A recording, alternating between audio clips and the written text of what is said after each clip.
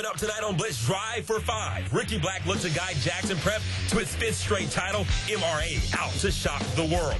Plus, Road Runners. Hazelhurst took the potent ground attack to Riley. Lions tried to hand the Indians get down, sit in the house. Posters called in the Blitz.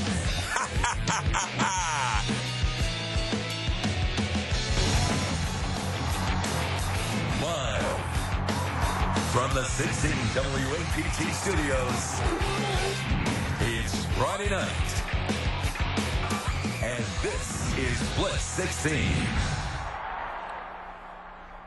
All right, out to Mississippi College we go for the MAIS 4A Championship. MRA taking on Jackson Prep. Sadiq Charles, he's ready. First play from scrimmage, Chance Lovertich and Jerrion Ely. They connect. First down, Patriots. Ely would punch it in just moments later. Next possession, more Ely. He gets the carry and evades several tackles, runs through a few more. 65 yards later, he's in the end zone. 14-0 Prep with the EP. Folks, he can do it all. You name it. Beans, greens, potatoes, tomatoes. You name it, he can do it. Prep would not get off the gas, so Lovertich again. This time he finds Jacob Crawley. Crawley would get deep inside MRA territory.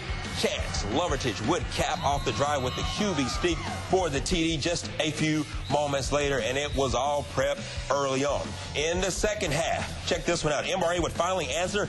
How about Halsey to Lee Tanner? But first, before he gets to that one, Tate Fowler's going to pick off Halsey and take it to the house. 99 yards. We sped it up a little bit, but he's really fast too, folks. And that would make it 28-0. And then Halsey, he answers, and he's going to find my man, Lee Tanner.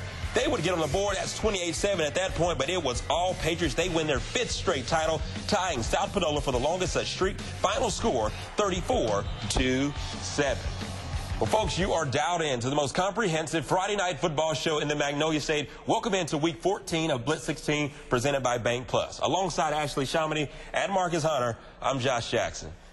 Well, you know, Josh, the Clinton Arrows, they were looking for an undefeated state title this year. That is before they ran into Warren Central, who upset them in the regular season. And now Judd Boswell's team looking for some revenge in the quarterfinals tonight. So let's head out to Vicksburg and Mr. Game of the Week, Michael Fleet.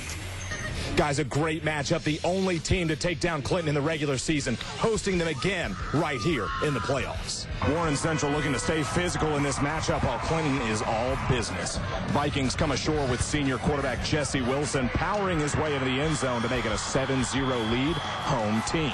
Next up, Clinton senior star Cam Akers with a dip and slip move around the left side to make it a tie ball game. Arrows running back Darius Mayberry wouldn't be outdone, so he takes the same run, same side, same result. Clinton goes up 14-7. Not long for the WC to respond. Running back DeMarcus Jones splits the middle of the line and the safeties, goes for the end zone, but caught at the 5. No problem, though. Teammate Javante Shorter would take it from there. 14-14 at the break, and thanks to some lightning, we'll take a delay. Second half, it's Wilson again, this time showing off his speed around the left before taking the lead for the Vikings. Akers would not be denied. Into the end zone yet again for the Arrows to tie it up. Last chance of the 4th. Akers tries to win it in regulation, but he's down, and we're headed to overtime. No problem as Akers punches it in on the first play. Arrows defense holds. It's a heartbreaker in Vicksburg. Clinton wins 27-21. Our kids played so hard, and we told them earlier there's 84,600 seconds in a day, and you don't get any of it back, so make sure you spend every bit of it, and they spent every bit of it tonight, and I couldn't be more proud of these kids and the community and the man upstairs, because he did a good job for us tonight. Just tremendous to be able to do what I got to do to help my team get a W, and I don't want to take all the credit. My offensive line, the rest of my team, they helped me out a lot, and I commend them for that, and we came out with the W. Survive and advance, and that's exactly what Clinton did here tonight, taking down Warren Central. Now they've got to move on to take on Madison Central next week, and you know we'll be at that game. But for now, we're here in Vicksburg. Micah Fleet, 16 WAPT Sports. Well, it was hard to beat a good team twice. Again, that final score in one of the most anticipated rematches of the season. Clinton getting the win at 27-21. Oh, man, I tell you the truth. We talked about it at the top of the show, Ashley. Jackson Prep, once again, champions. Yeah, Josh, I was there, you were there as well, and despite that rain towards the end there, the Jackson Prep Patriots got it done. They're kind of like the Alabama of MAIS football here in the state. Jerrion Ely right off the bat helping lead the Pats to 2 unanswered touchdowns. They would go on to score 21 points in just the first quarter alone, and they did not let up after that. Not only did the offense perform, the defense kept MRA to just 1 score the entire game. However, striking early with those big plays set the momentum for the night. Well, the big plays have been part of our offense all season long, so if we get big plays, then we feel real good. The biggest thing about it is we got to play a lot of defense, and that's the thing. We kept the defense on the field a lot, but I'm excited for these seniors. This has been a tough year for them to finish up with the championship, so that's the biggest thing. 5 in a row really doesn't mean that much. This also marked Prep's 12th straight win over MRA. Congrats to the Jackson Prep Patriots. And the final score of that game, once again, guys, Jackson Prep wins the state crown 34-7 over MRA. All right, now let's get to our anatomy of the play. As you saw, plenty of snaps to choose from those Prep Patriots. But tonight, I've got to go with an early touchdown by a game MVP, in my opinion, Jerrion Ely with Jackson Prep. So let's check it out here. It's going to be quarterback Chance Lovertich who gets the snap. He's going to hand it off to Ely, who had just an outstanding night. Ely finds the gap, but it's only because of, check it out right here in the red, it's going to be Jacob Crawley and Forrest Smith. They block for him. It allows him to go right up the middle, and then he takes it to the ref. I got to give a shout out to him. He avoids just several tackles on his way to the end zone for the touchdown. Let's check it out in full speed now. Once again, it is Crawley and Smith giving Ely that break that he needs right up the middle as he takes it all the way for the score. And there you have it, Josh Ashley's anatomy of the play. All right. Thanks so much, Ashley. You know, Pearl sent a strong message back in September when it took down Meridian. That 34-13 win on the road will let everyone know that the Pirates are legit. Rematch with Meridian tonight. Pearl beat Meridian early this year at Ray Stadium, and they would try to do the same thing tonight. Second quarter, let's get right to it. Pearl up 3-0. Meridian punts to Pearl. They botched the punt, and Meridian's Jaquarius Dean will recover. However, 2 plays later, quarterback Tavarius Adams, he's going to bobble the snap, coughs it up, and Pearl's Jordan Bailey will recover. Pearl only gets 3 points on the next offensive possession. Pirates now up 6-0. The Wildcats' next possession, they attempt to pump it. It's too high, and the ball goes into the end zone, and Orion Evans recovers for the TD. And it was all about the Pirate defense tonight as they win 44-6. Pearl continues to dominate. Okay, so when you mentioned the fact that Madison Central is on a 7-game winning streak, that sounds great. However, their opponent tonight, Tupelo, on a 12-game winning streak. The Golden Wave undefeated and hoping to stay that way. Now let's head to North Mississippi. Jaguars taking on the Golden Wave. Tupelo down 7-0.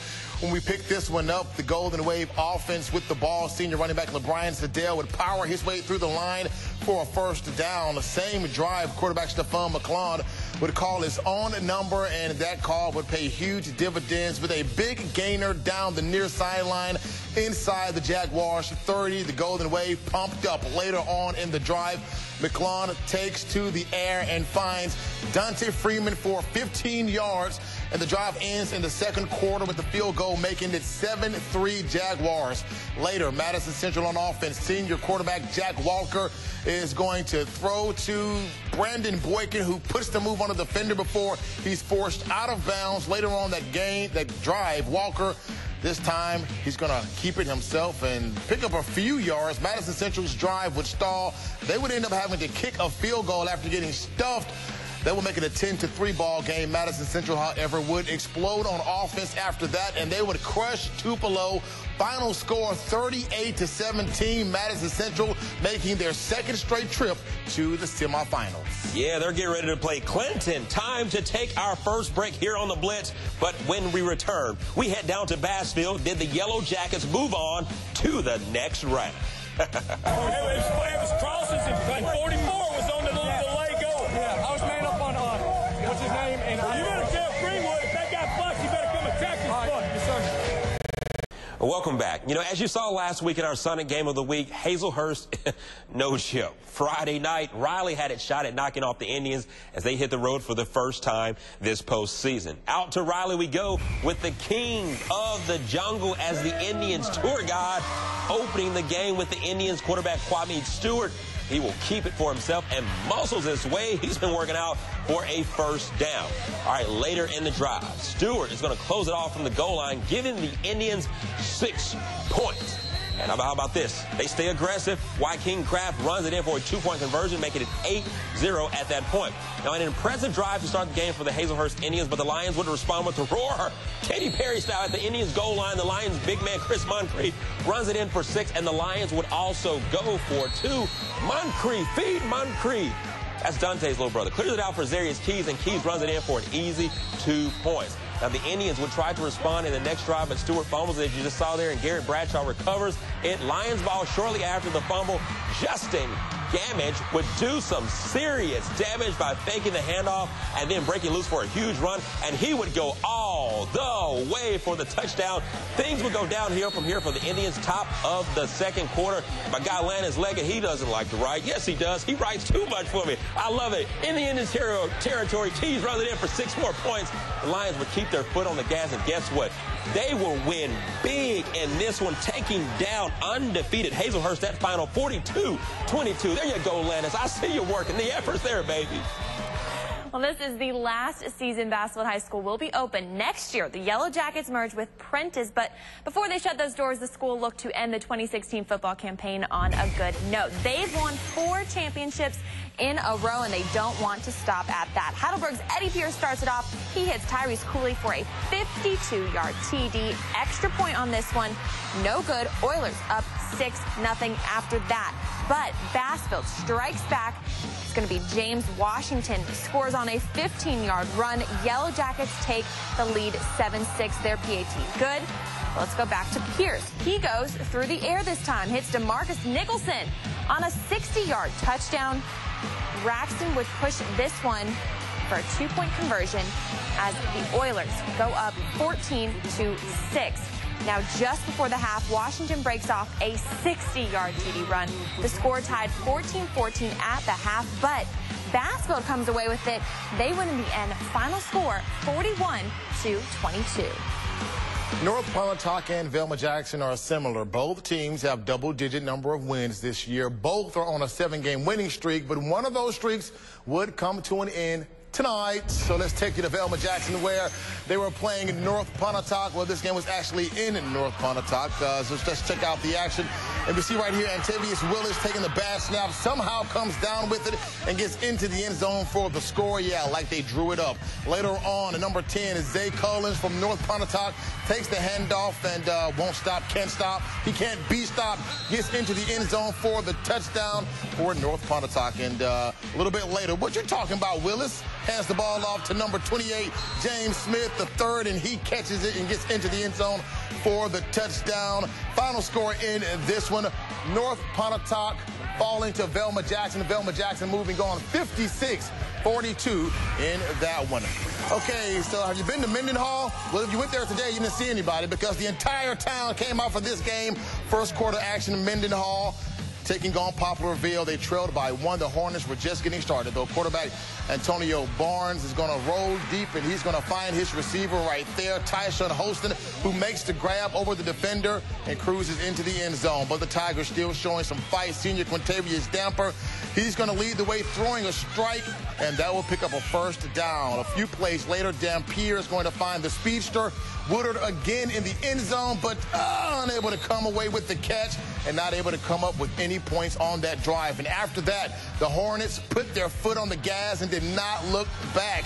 Tyshawn Holston takes the snap, runs it up for an easy touchdown. The Hornets would win convincingly 60-12 over the Tigers, advancing them to the next round of the 4A playoffs. All right, so we have more action coming up, but first, some more Friday night finals from across the Magnolia State.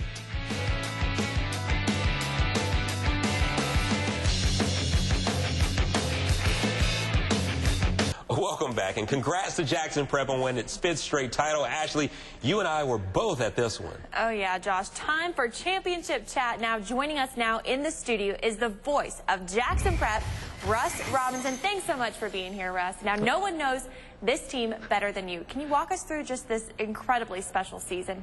Well, it was special, I guess, for a lot of reasons. Number one, we lost a game. Hadn't done that in a while.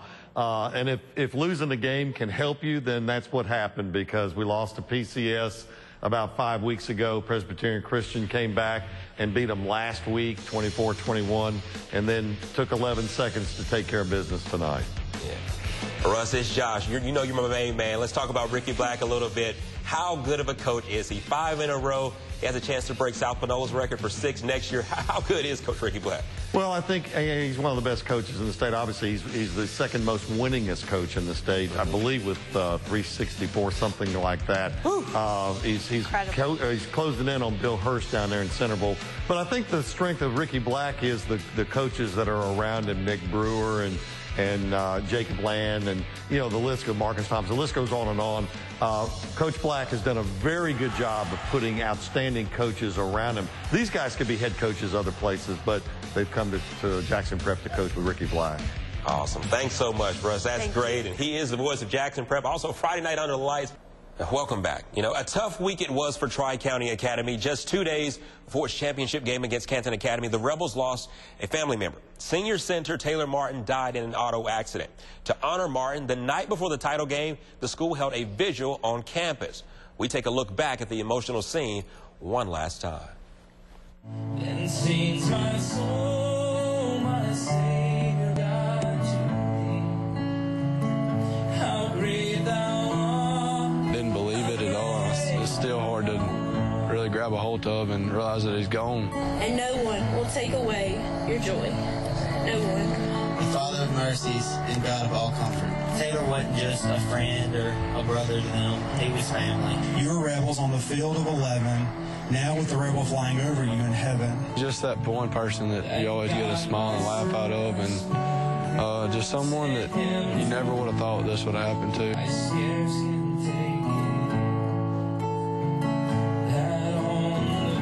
Huge rivals. We hate each other, to be honest. This rivalry has always been real big with Canton and TriCounty. It's a family. There's no other place we're going to be than right here and support them through such a tragic time.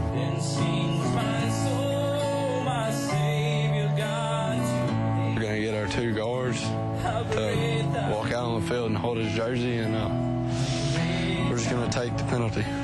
Delay a game, let that first place for him.